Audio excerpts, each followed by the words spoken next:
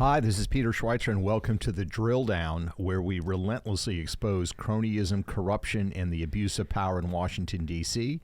Sitting here with me, Eric Eggers. Eric, they're back. It's no longer safe to go back in the water. No longer safe to go back in the water of nonprofit fundraising in the name of a global disaster. Yeah. Because we are now seeing with the return of the Clinton Foundation, and more specifically the Clinton Global Initiative, who came back last year, and they want to build on that momentum after their 6-year hiatus. They're back, and they have picked a doozy of a cause. They have. And look, we all recognize that there are disasters that occur, there are wars that occur, that you need to have relief, you need to have help. The problem is that the Clintons have turned it into disaster capitalism. They have used this repeatedly. We've talked about it before, and they are now turning their sights on Ukraine. They want to fix the problem in Ukraine. They want to do good and do well at the same time. And I think the problem is that they weren't doing very well. So now that's one of the reasons why they shut it down. And now it's like, wait, I think we have an opportunity here. What this smells like is opportunity. It smells like opportunity. I smell the napalm in the morning, but I also smell the opportunity. But let's begin by talking a little bit, before we get to the details of what they're actually doing right now in Ukraine, let's talk a little bit about their past in this area. We wrote about this in Clinton Cash. We looked at the concept of disaster capitalism. And what we found is that the Clintons were doing a lot of relief work and then working with major corporations who wanted deals in countries that were having either war, they were war zones like like Congo in Africa, Colombia, for example. But they were also working with mineral companies and oil companies to secure deals at that same time, who then would then fund their organizations. And of course, they had a history in Ukraine as well before what they're doing right now. Yeah, I know that I'm probably broken and dead inside, and so therefore not the most elite or charitable arbiter of the motivations and what the eventual outcomes of this will be. But when you combine Clinton Foundation and Ukraine, you kind of just can't help but roll your eyes for several reasons, not the least of which is, as you mentioned, their history, tortured and controversial and fairly grifty, I think, if we're being honest about it, in terms of raising money to help different entities throughout the world. We had a whole chapter devoted to Haiti in Clinton Cash, and all you have to do is look at where Haiti is now and remember that both Bill and Hillary Clinton were singularly positioned to be in charge of the rebuild of Haiti after the earthquake. And now 13 years later, it is literally worse than it was after the earthquake. And so now that they're there to sort of raise money for these Ukrainian interests, and there are groups that are doing very good work in Ukrainian relief. Absolutely. Samaritan's Purse is one of them. There's people doing good stuff there. But it just sort of, you roll your eyes when you see the Clintons are coming back. Because we spoke 2 years ago when we got to guest host and fill in for Sean Hannity's radio show. One of the favorite stories of mine that we did then was the fact that Clinton Foundation donations were down dramatically. Like 75-80% after she was no longer a candidate for president. Yeah, they ramp up when she's running for president. It looks like she's like, hell, man, she's going to be back president again. So the Clintons, they're out there. They're helping people. They're raising money. Yep. She loses the election. All of a sudden, no one's really interested in donating to the Clinton Foundation anymore. So it goes down. It got so bad that we joked they actually started doing like those masterclass things for Netflix or whatever it was. It's like they needed to make more money, and so they started doing that. Maybe those are down. The subscriptions might be down, so we got to go back to the old business model. But I just love the breathless reporting that now, the Clintons are back and they're here to help Ukraine. And one of the lines from the article is like, for nonprofits working in Ukraine, the spotlight CGI is offering them 18 months after Russia's invasion of the country may be just as important as the monetary commitments. Here's the spoiler alert, guys. The reason why Russia invaded Ukraine in the first place might be because the Clintons helped empower Vladimir Putin to do it when she was Secretary of State. Yeah, that's exactly right. We've reported on that. But the more important question is, what is the model here? How does this work? Because it sounds so great, right? They're trying to get nonprofit support. They're trying to get these entities to work. Well, the thing you have to understand is for the Clintons, it's basically an iron triangle. There's them, right? Collecting money through their foundation, collecting through speaking fees, through consulting arrangements, etc. So they're part of the triangle. The other part of the triangle is the poor people in the country affected, in this case, Ukraine. And then the third component are the major companies that want to get the inside track on sweetheart deals in the country that's at war. This is the Iron Triangle. And so those major corporations like mining companies, energy companies, they want to get the inside track in that country. country, they do it with the help of the Clintons. And we've documented this repeatedly. Those companies then send donations or provide direct funds to the Clintons personally. Sometimes it's a speaking fee, sometimes it's a consulting fee. So they get rich while ostensibly helping the country in trouble. So in Congo, for example, there were mining companies. There's a lot of minerals in Congo that wanted access there. What did the mining companies do? They funded the Clinton Foundation. The Clinton Foundation had these initiatives in Congo, and lo and behold, the mining companies got concessions from the Congolese government because Bill Clinton, as a former president, positions himself as he likes to say, the convening authority. He's like the guy that can come in and smooth everything over.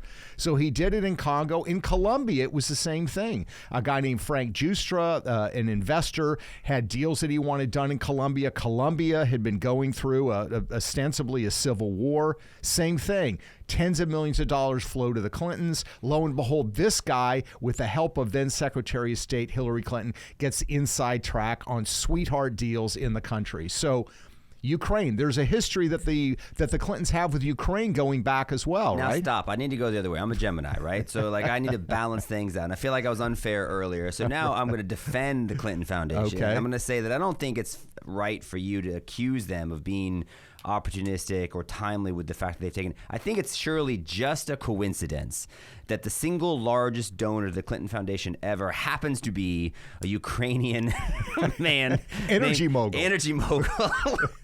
It's so bad. It named is. Victor Pinchuk. Now, in addition, in 2008, Mr. Pinchuk made a 5-year, $29 million commitment to the Clinton Global Initiative. And between 2009 and 2013, while Hillary Clinton was Secretary of State, Victor Pinchuk Foundation gave at least $8.6 million to the Clinton Foundation. And that's a big deal because one of the deals that Hillary Clinton as Secretary of State made with the Obama administration was, hey, we get it. I'm sort of in charge of U.S. foreign policy. It's not a great look if we're out here collecting checks from all foreigners. over the world. So what we're going to do is we're not going to take any donations from foreign countries. Right. And everybody's like, okay, that sounds like the lowest bar, but sure, let's at least do that. Right. But what they did still do is take donations from foreigners who happen to have connections to foreign governments. Victor Pinchuk had served as an elected official in Ukraine at the time when they're still funneling millions of dollars to Hillary as Secretary of State. And it wasn't just like he had this, unbiased and objective interest in charity.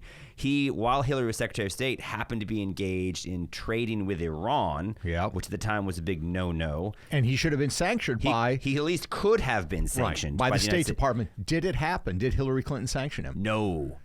That's a shock. She sanctioned the checks they wrote, but there was no, as far as punishment, that's not really what they do. That's not their business model. Yeah. But so that's part of the history. The other history, too, is, and when we talk about empowering Russia in terms of, so that's the whole point, right? Like, we had a reset with Russia. Russia invaded Ukraine before when Hillary was Secretary of State. 2014, Yeah, and so it's like this weird thing. And so, like, part of the whole energy deal with Uranium One that Hillary Clinton and other members of the Obama administration presided over was they essentially facilitated the transfer of U.S. uranium assets to Russia. Yeah. And so we now sort of in the hindsight of history can see what happens when Vladimir Putin is empowered with more natural resources. He's emboldened. But they actually use this very small, and this is like Peter Schweizer, this is your life. Like, what do you remember about the small Canadian entity that was used to transfer money to the Clintons? Salida Capital. Mm-hmm. It was a company, a very mysterious company, and this was one of the financial connections, the web of financial connections between the Clinton Foundation and the Russians, and that included a whole host of other things she was doing as Secretary of State, things like Skolkovo, which people can look into themselves. We certainly did a lot of research on it, but the bottom line is there's a history there. There's a history there of the Clintons collecting money from Ukrainian oligarchs and then carrying out actions that were beneficial to those oligarchs. And that's, I think, another part of this business model. So think again of the Iron Triangle. You've got the Clintons, you've got these foreign corporations, and then you've got the foreign countries that are the subject of this disaster capitalism. Those elites in those countries want protection from somebody with political power, political influence. The Clintons have it. It's diminished a lot from where it was, but they still have it. The other problem, though, you have is a lot of the so-called nonprofits or consultancies that always get hired to advise on these things. And that certainly happened with the Clintons. So there was a company called CHP, not a company, a consultancy, that was supposed to do work instructing on how to rebuild Haiti after the earthquake. It was populated with Clinton friends, former Clinton aides. There were some donors at CHP that were giving to the Clinton Foundation. And as we recount in the book, absolute complete disaster. These guys show up, they go around in large SUVs, they stay in the one nice hotel in Haiti that's still working. Which they built, by the way, at Bill's direction. They said, listen, guys, Port-au-Prince is going to be like the new Club Med. We really so I've stayed at that hotel. It's a nice hotel. You can't drink the water, but you can keep your mouth closed in the shower, but it's a nice hotel that they built, the Hotel Oasis. Right. And it's like, no, it's a disaster. Yeah, it's a disaster. And yet CHP walked away with tens of millions of dollars in consultancy fees, writing these reports, these 100-page reports on how you could get energy renewal projects going in Haiti. You were going to build these sustainable communities, which were never built. And that brings us to another interesting tie from the past to the present to Ukraine. And that was something in Haiti called Caracol, which was this factory that was supposed to create all these wonderful high-paying jobs for Haitians, ended up having serious labor problems in the way they were treating people. Including displacing all the poor Haitians and farmers that lived in the area they had to get rid of to build the textile plant in the first place. Yeah, they kicked them out, yes. But the company in that case, SAE, which is a South Korean company, did quite well. They got a sweetheart deal from the Haitian government. The factory got built. They got tax credits. They got really, really cheap labor. What is SAE doing these days? Well, I think they're expressing their gratitude to the Clinton Foundation, so much so that they're actually a sponsor of the 2023 Clinton Global Initiative event.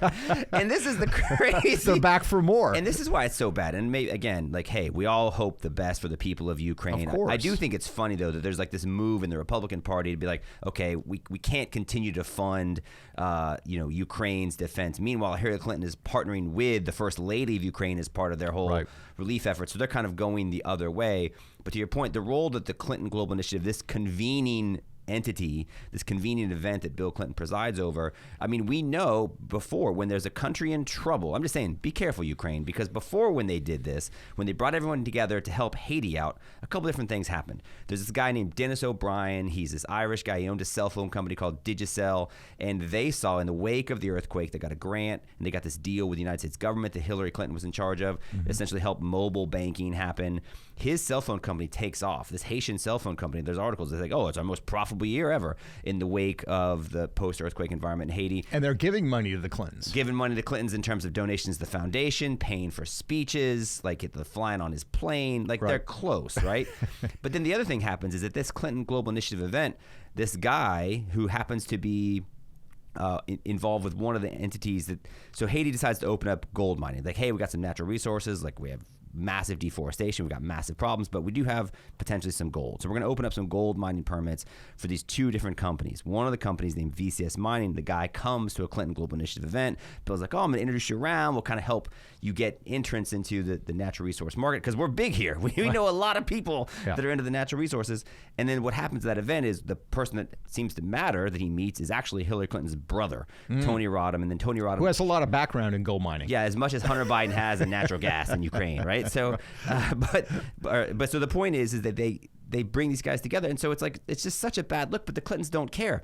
You're in charge of the rebuild in Haiti. They decide to open up these two gold mining permits, and one of the two companies that gets ones adds your brother, Hillary Clinton's brother, to the board of it. Yeah. And then nothing happens. It's not like it's lifted up the country. The country's now total warfare state. Yeah. So it's not like they have a track record of people make money, but we get stuff done. It's there are people make money and things get worse. Yeah, exactly. And so the question is, looking at Ukraine right now, what does this mean? It means a couple of things. One, that the Western world, primarily the United States, but also Europe, is pumping hundreds of billions of dollars into Ukraine. There's already lots of headlines. I think there were 8, if I remember correctly, 8 deputy defense ministers in Ukraine that have lost their jobs because they're stuffing cash in their pockets. 8 of them. I mean, I don't even know if there's more than 8 of them. It's a lot of pockets. Yeah, I mean, it's a huge problem. We foot the bill. People get rich. This is disaster capitalism. And the Clintons, provide this sort of veneer of quote unquote respectability. Well, it's a former president, former secretary of state. It's got to be above the board. They wouldn't be involved in anything that reeks of corruption. And yet that is the veneer that they use. And of course, they have great intentions because they just love people. They're always smiling and love people. That becomes the veneer that they think is going to cover up what's actually going on, which is this collection of money. Everybody's taking their cut. Even the nonprofits are taking their cut. And that may be a cynical view, but it's a view based actually in reality and truth from what we've known from the past. Hey, I'll do you one better. What if that this, who's drafting off whose legitimacy right now? Because I do think for a long time, that's what the Clinton business model was, not unlike the Biden business model. But Bill Clinton would be paid to go to these third world countries, right? You're going to stand up there next to the president of Kazakhstan and say, no, this guy's a good guy. And that's what helps legitimize him in the eyes of the world. Kazakhstan's able to get entry in these international bodies. He looks like a better dude. And that's what Bill Clinton did in Congo. He did it at least for this African leaders. That's what they do, right? But now, you have to think about what's happening. Why now were the Clintons? And why Ukraine? And I think to your point, because they disappeared for 6 years. And it's not like it was like, hey, we've done our job. The world's good. Right. Everyone's good to go. No. It's like you guys lost. You were scandal plagued. The Clinton Foundation was exposed to be largely grifty and very few people actually benefited. And you guys made money off of it. That's why there was a 6-year hiatus. And so now it's like, well, she lost. Nobody's interested in giving any money anymore. And that was the proof. She can't do anything for anybody. He can't do anything for anybody. Why would he give money here? And so they stopped. It went away. And so now, because maybe there's speculation she would be the new presidential person if Joe Biden goes away. And now it's like, I think to your point, it's not just opportunity, but why Ukraine? Because Ukraine is actually the most legitimate global cause in the world right now. And so if anything, I feel like the Clintons are benefiting from the legitimacy and everyone's like, oh, Ukraine's great. In other words, they're attaching themselves to Zelensky and the cause of Ukraine to legitimize themselves. That's their foot in the door to the literally, as you point out, billions of dollars that are coming to that country. They don't have to raise it. The money's already there. Right. And in search of it. It's a fascinating and trouble and really sad underbelly to what happens in the world when there's so much money at stake. And this is why, when Congress has debated or discussed sending money to Ukraine, when people raise the issue on Capitol Hill, hey, excuse me, can we have some accounting here? Are we going to have this, needs-based, and are we going to actually assess it? And anybody who says that is immediately attacked as undermining the cause of protecting Ukraine. I support the Ukrainian people. I support we should be providing aid to the Ukrainian people, but shoveling cash into Ukraine that's ending up in the pockets of Ukrainian oligarchs, NGOs, large corporations who are getting massive, disaster capitalism contracts is not the way that they help the Ukrainian people, and certainly is not going to encourage the American people to support these kinds of things because they see that the grift is in. Well, I'd also say this, the more that we do things like this, the less likely it is to me that we will stop domestic support in terms of taxpayer support for what's happening in Ukraine, which, remember, we did a podcast. If you haven't seen it, you should go back and listen to a previous episode. We interviewed a former intelligence officer who gave us, I think, a very sobering assessment of the state of the conflict, in which it's like, Ukraine's not winning this war. Right. Yeah. I mean, Russia has too many resources, too many bodies, and it's essentially, this is a business plan. They've already told the U.S. defense contractors, you can't make money here until I think it was 2025, which leads one to the conclusion that we will be here until at least 2025. It's that true. is a very dark view. No, but it's true, though. Yeah. So all that to say, it's just another example of Ukraine being held up not necessarily as a legitimate humanitarian cause, although it is, but as a business opportunity. And the Clintons seem to be the last to the table, or at least the latest to the table, to try to get a piece of it. Yeah, well, as we said, there are some great organizations doing great relief work in Ukraine and around the world. They should be supported, but I'm always skeptical when ex-politicians of any stripe decide to get into the relief business, or disaster capitalism is what it amounts to, because it becomes about them, it becomes about their brand, and it becomes about enriching themselves and enriching their donors. Because as elected officials, that's what a lot of them did. They got their donors, they advanced the interest of their donors. Now that they're in the relief business, they're doing the same thing again. No, it's absolutely right, and I think the fact that the two of the sponsors for the event, number one, the Haitian or the South Korean textile company that got the deal in Haiti is one of them. I think that's amusing. The other one is it's an energy company that's sponsoring of course, the an deal. energy company. Yeah, the Clintons in the history of Ukrainian energy, and again, the vehicle by which they essentially took money from Russia's state-owned energy company, Rosatom. They donated to the Salida Capital, and Salida Capital, for the first time ever, starts giving money to the Clintons. And what's the Salida Capital interested in? Investing in Ukrainian energy. And so that's just part of the backstory that probably won't get brought up at the CGI event, but probably should. Yeah, and by the way, the reason that energy and mineral companies and mining companies are so important is that in most of the world, not in the United States, but in most of the world, minerals and energy is deemed to be a national product, meaning people don't actually own it. It's the government that decides who gets to drill for oil here, who gets to tap for natural gas there. That's why these relationships with the government via the Clintons are so important. And that's why the Clintons' relationships with people that are interested in natural resources in these parts of the world also matter. And why those people shovel them money. Well, we appreciate you listening as always. Don't take a dim view. We remain optimistic, but you have to be optimistic based in reality, and that reality comes from knowing exactly what's going on. We appreciate you listening as always. You can find this podcast and information and research about what we do at thedrilldown.com, and you can find the podcast, listen to it wherever fine podcasts can be located. Thanks again for joining us. Until next time.